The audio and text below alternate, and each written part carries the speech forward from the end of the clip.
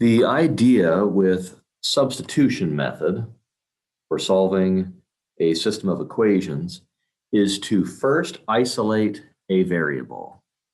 It doesn't matter which of the four variables you isolate first. You cannot pick the wrong one. Any of them will work. However, there's usually one of them that is slightly easier to isolate. Here's what I mean.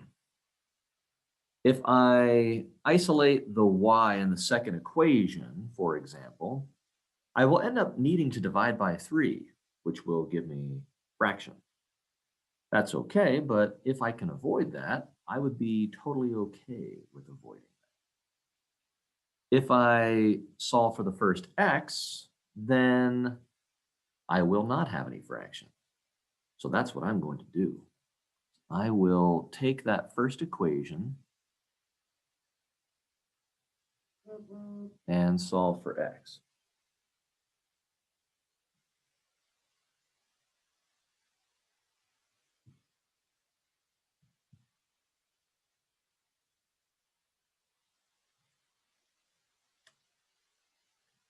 Now that that is done, I can take whatever this variable, which happens to be x, is equal to, and plug that into the other equation I have not yet used for that variable x.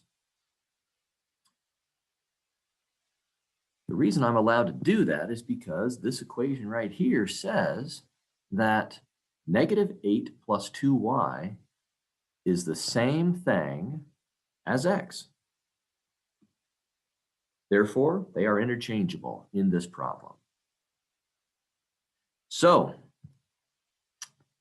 I can rewrite the other equation I have not yet used as -2 times -8 plus 2y plus 3y equals 11.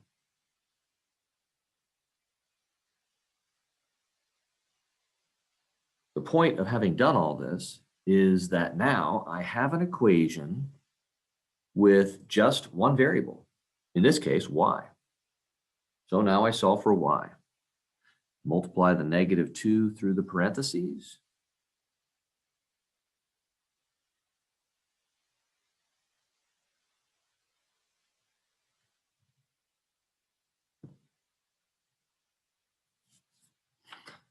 I combine like terms.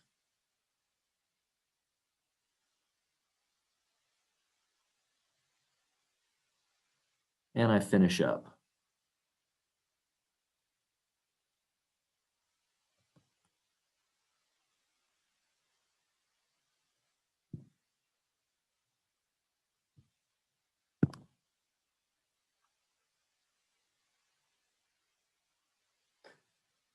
I have now solved for y.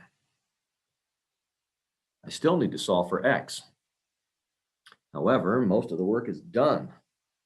All I need to do is now take what y is equal to and plug that in for that same variable y. Right there. So if I take this equation right here where x is isolated, I can write x equals -8 plus 2 times 5.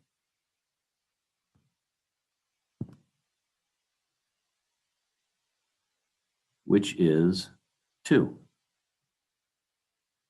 So the answer is 2, 5.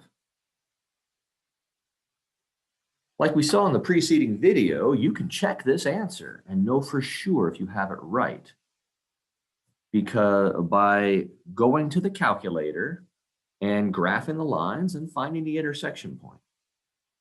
You absolutely should do that. You need to be able to do this by hand, like I just did, as well as by calculator.